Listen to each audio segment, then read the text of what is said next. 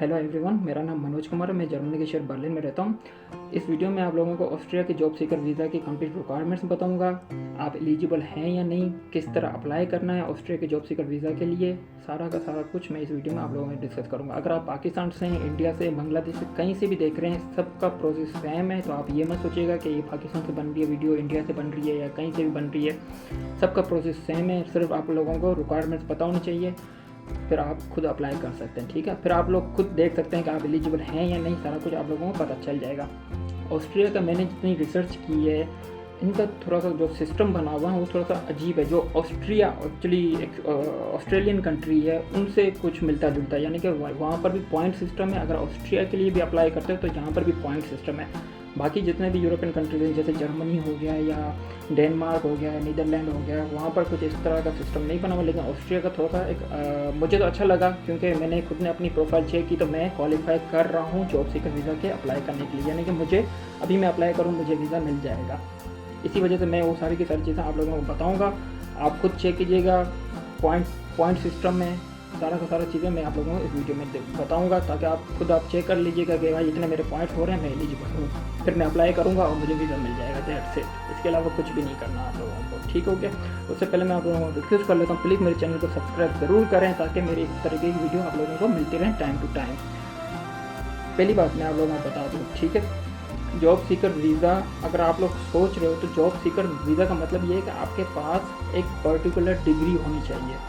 ऐसे नहीं है कि आप सिर्फ इंटरमीडिएट या मैट्रिक के बाद सोचना स्टार्ट कर देते हो कि हाँ मुझे जर्मनी में जॉब सीकर वीज़ा हो जाना। जॉब सीकर वीज़ा एक पर्टिकुलरली एक क्वालिफिकेशन होनी चाहिए आपके पास। ठीक है, मैं स्टेप बाय स्टेप बताऊँ, क्योंकि आपको पॉइंट्स कलेक्ट करने हैं। टोटल 100 पॉइंट्स होते हैं ऑस्ट्रिया जॉब सीकर वीज़ा के लिए, टोटल 100 पॉइंट्स। उसमें से अगर आपके 70 पॉइंट्स आप आ जाते हैं तो आप एलिजिबल हो। अगर उसमें से एक भी पॉइंट आगे पीछे हुआ, आगे हुआ तो ठीक है, पीछे हो गया या 69 भी हो गए तो आप एलिजिबल नहीं होंगे, आपका वीज़ा कैंसिल हो जाएगा। तो पहले से ही आपका माइंड क्लियर हो जाता है, क्योंकि हम जर्मनी के लिए अप्लाई करते हैं तो हमें नहीं पता होता कि हमारा वीज़ा लगेगा या नहीं लगेगा, लेकिन यहाँ पर हमें पता चल जाता है पहले से ही कि हमारा वीज़ा लगेगा या लगेगा। इसी वजह से मैंने अपनी डेटा, अपनी क्वालिफिकेशन कंपेयर की और मुझे तकरीबन मेरे 80+ पॉइंट्स बन रहे थे, तो मैं क्वालिफाई कर रहा था। तो इसी वजह से मैं आप लोगों को डिटेल में बताता हूँ। फर्स्ट स्टेप, इन्होंने 5 कैटेगरीज में पॉइंट्स डिस्ट्रीब्यूट किए हुए हैं। ठीक है, 100 पॉइंट्स हैं टोटल, उसमें से 5 कैटेगरीज में इन्होंने पॉइंट डिस्ट्रीब्यूट किए हुए हैं। आप खुद भी नोट कर सकते हैं कि आपके पॉइंट्स कितने हैं। मैं आप लोगों को हर चीज़ स्टेप बाय स्टेप बताता हूँ। आप अगर इसमें एक भी पॉइंट आपने मिस कर लिया, आपको कुछ भी नहीं समझ में आएगा, फिर आप वही करते रहोगे क्वेश्चन पे क्वेश्चन। तो इससे बेटर ये है कि आप हर इस वीडियो को पूरा देखें, क्योंकि मैं बहुत सारी चीज़ें इस वीडियो में बताने वाला हूँ, किस तरह ईजी तरीके से अप्लाई कर सकते हो। फिर आपको किसी भी कंसल्टेंट के पास जाने की ज़रूरत नहीं होगी। मुझे नहीं लगता फिर आपको कोई कंसल्टेंट की ज़रूरत पड़ेगी, अगर आपने हर चीज़ को समझ लिया। पूरी वीडियो देखनी है आपको, ज़रूरी है। पहले तो आप लोगों को ये समझ जाएं कि अगर आपके पास 4 साल की एजुकेशन है, यानी कि 4 साल की बैचलर है, 16 ईयर्स की एजुकेशन ऑलमोस्ट, इंटरमीडिएट के बाद 4 ईयर की डिग्री है आपके पास, 2 ईयर की नहीं 4 ईयर होनी चाहिए, इससे ज़्यादा 6 ईयर की एजुकेशन होनी चाहिए, यानी कि 16 to 18 ईयर्स की अगर एजुकेशन है आपके पास, तो आपको डायरेक्टली 20 पॉइंट्स मिल जाएंगे। ठीक है, आप अपने आप अभी भी नोट कर सकते हैं, मेरी वीडियो देखने के साथ ही साथ स्टॉप करके भी नोट कर सकते हैं कि 20 पॉइंट मेरे हो गए, मेरी 16 ईयर की एजुकेशन है तो मुझे 20 पॉइंट मिल गए। ठीक हो गया। अगर आपकी डिग्री आईटी में से है, मैथमेटिशियन से में है या उससे रिलेटेड, यानी कि इंफॉर्मेशन बिजनेस में से रिलेटेड है, तो आपको 10 पॉइंट एक्स्ट्रा मिलेंगे।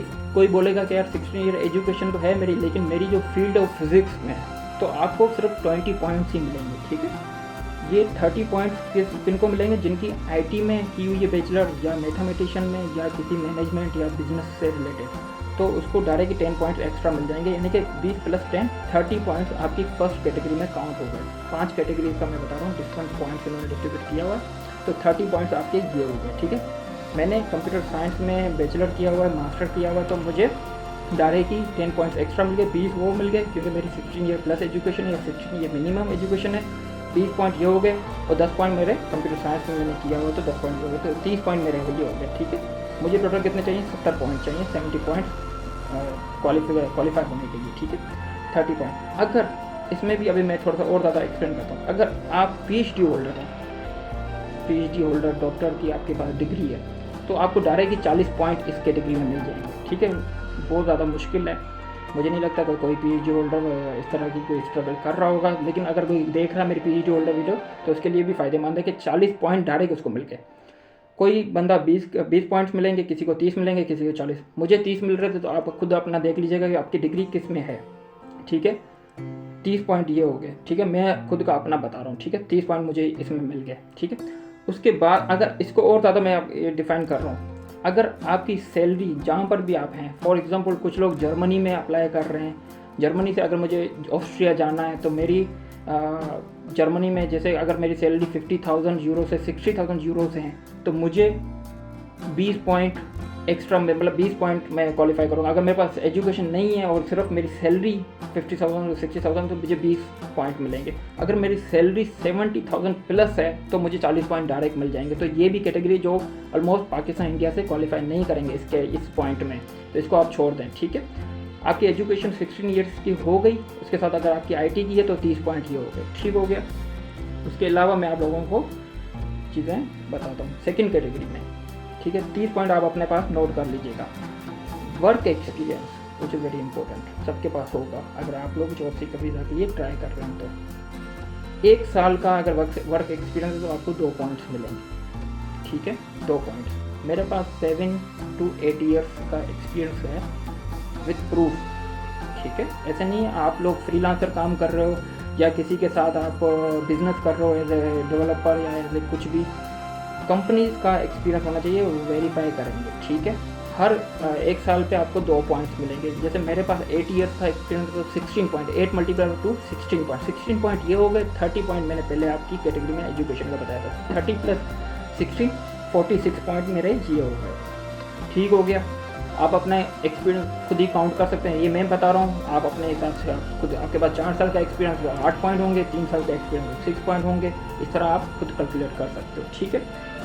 इसमें से और भी इन्होंने ज़्यादा डिफाइन किया हुआ है कि अगर आप पहले से ही ऑस्ट्रिया में हैं तो आपको 10 पॉइंट ही डायरेक्ट ही मिल जाएंगे। तो ऑस्ट्रिया वाले तो इसमें क्वालिफाई नहीं करेंगे क्योंकि हम तो ऑस्ट्रिया में है ही नहीं, बात ही खत्म हो गई। तो हम लोग पाकिस्तान इंडिया बांग्लादेश से अप्लाई कर रहे हैं, तो आप लोग सिर्फ एक्सपीरियंस को काउंट करें, ठीक है। मुझे इसमें आप चेक कर लीजिएगा कि हर एवरी ईयर का 1 साल का 2 पॉइंट मिलेंगे, तो आप खुद अपना कैलकुलेट कर लें। मेरे अभी 46 पॉइंट हो गए हैं, ठीक है।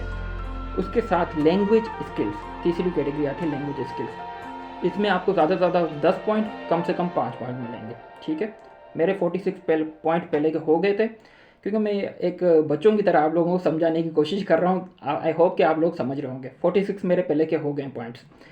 अगर आप लोगों की इंग्लिश लेवल, जो इंग्लिश लेवल, डेफिनेटली आप अगर बाहर आ रहे होंगे तो आपको थोड़ी बहुत इंग्लिश आती होगी। अगर थोड़ी बहुत भी इंग्लिश आती है आपको, अगर आप आइल्स दे देते हो, ठीक हो गया। अब ये बोलेंगे आइल्स कहाँ से आगे, बीच में बात सुन लें कंप्लीट। आइल्स अगर दे देते हैं, अगर कुछ भी नहीं आता आपको, 4 बैंड तो आएंगे मिनिमम। कोई कुछ भी किसी को नहीं आता ना इंग्लिश का, मतलब ई तक नहीं आता, तो उसको भी 4 या 4.5 तो मिल ही जाता है बैंड, ठीक हो गया। तो उसमें से आपका A1 लेवल तो बन ही जाएगा, तो उसमें से आप 5 पॉइंट आपको मिलेंगे। अगर आपका लेवल थोड़ी सी आइल्स में 5 या 5.5 आ जाता है, क्योंकि प्रूफ के साथ हर चीज़ें देनी है। अभी ये इंग्लिश लेवल आपका चेक करेंगे, आपके पास बोला आप इंग्लिश अच्छी बोल लेते हो, लेकिन प्रूफ क्या है? बातचीत तो बाद की बात है। जॉब सीकर वीज़ा के लिए हमें प्रूफ, एक डॉक्यूमेंट जमा करवाना होता है, ठीक है। या तो आप कोई अपना इस तरह का कोई पाकिस्तान इंडिया में सर्टिफिकेट बन रहा हो, मुझे नहीं पता, लेकिन मुझे नहीं लगता कि ये मानेंगे। तो बेटर यही है कि आइल्स एज अ प्लस पॉइंट आप दे सकते हैं। ये कहीं ना कहीं किसी न किसी जगह पे काम ज़रूर आता है, ये ज़रूर समझ जाएं, ठीक है।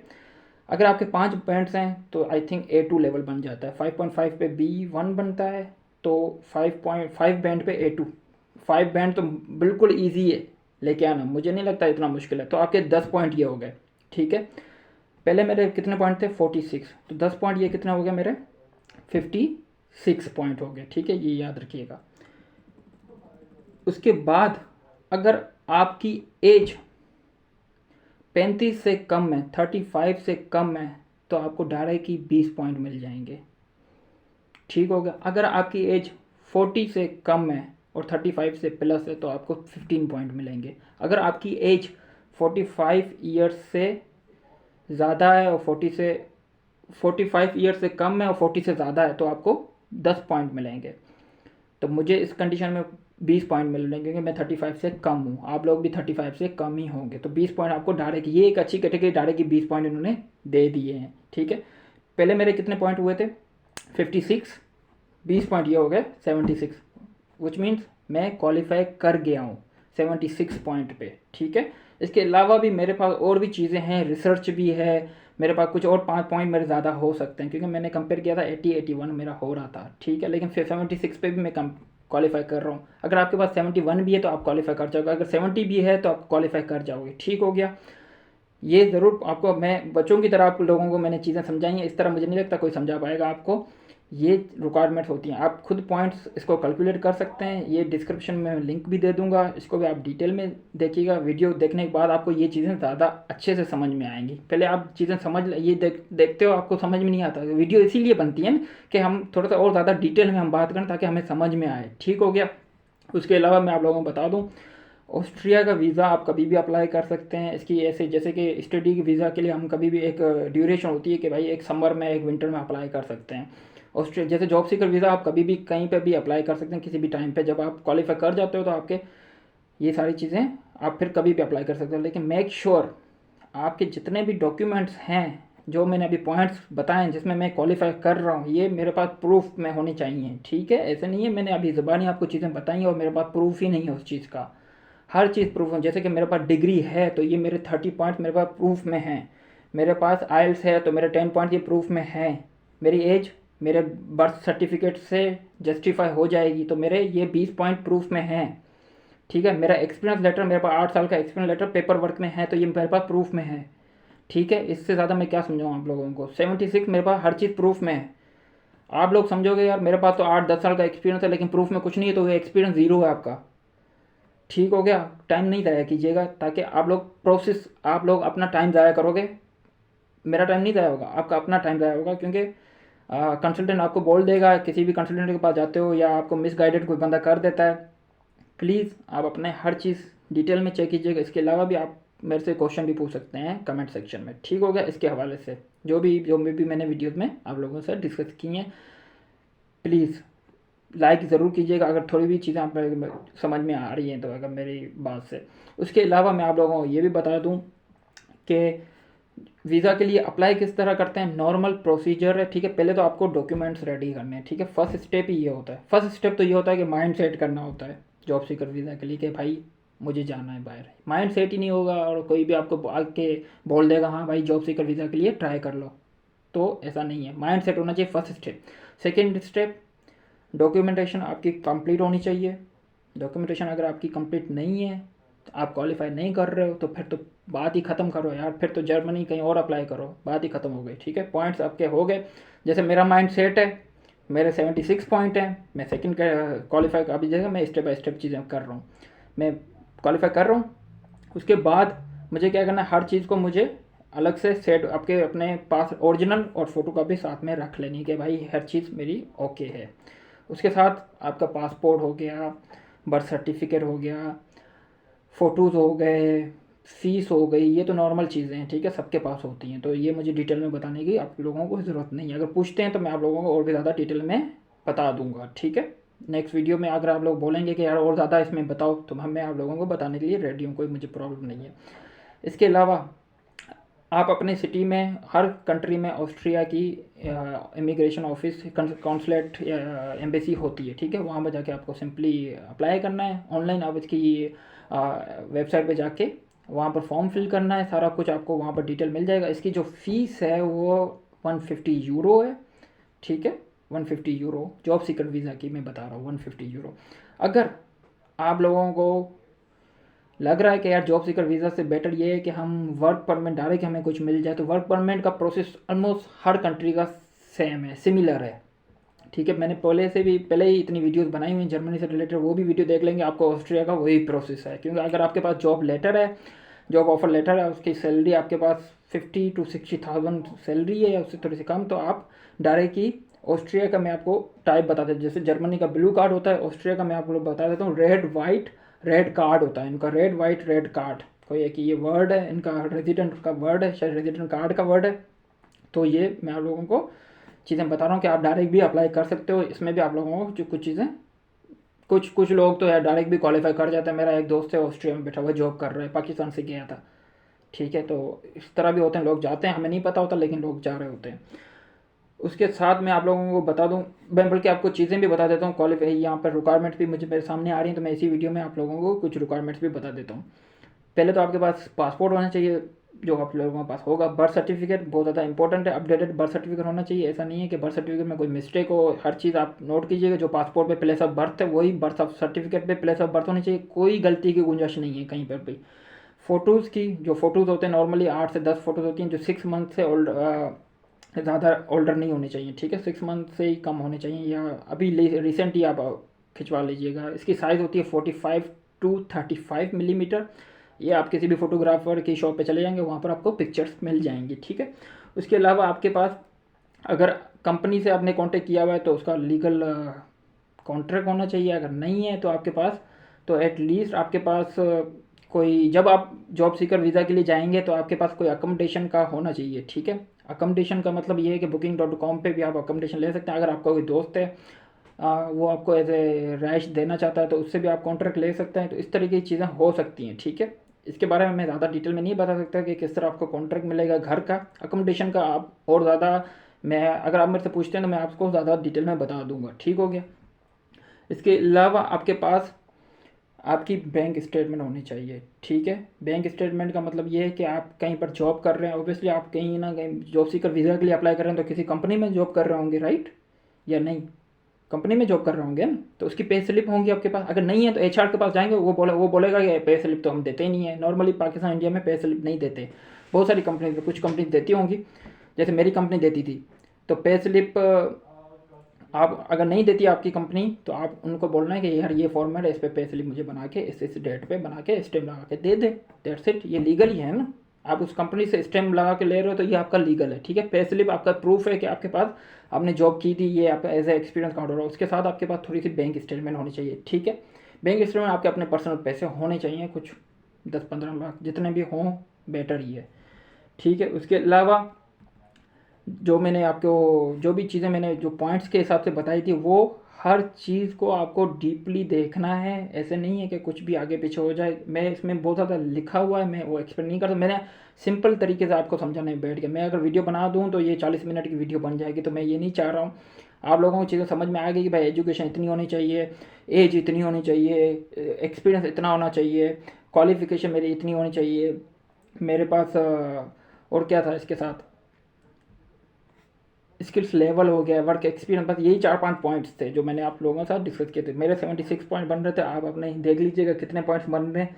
और उसके अलावा वीज़ा की फ़ीस मैंने बता दी, 150 यूरो है। फॉर्म आपको यहाँ की वेबसाइट से मिल जाएगा, जो डिस्क्रिप्शन में आपको लिंक मिल जाएगा। डिस्क्रिप्शन लिंक में जाके आप वहाँ से भी सारी चीज़ें जो मैंने बताई हैं आप खुद भी देख सकते हो। उसमें कुछ समझ में नहीं आ रहा आप मेरे से पूछ सकते हो, विच इज़ वेरी इजी। इसके अलावा भी मैंने जर्मनी के जॉब सीकर वीज़ा के बारे में बताया हुआ है, डेनमार्क का भी बताया हुआ है, पुर्तगाल का भी बताया हुआ है, वो भी देख सकते हैं। वीडियो अच्छी लगे तो लाइक कीजिएगा, शेयर कीजिएगा दोस्तों के साथ, प्लीज़ शेयर ज़रूर कीजिएगा ताकि सबका फ़ायदा हो।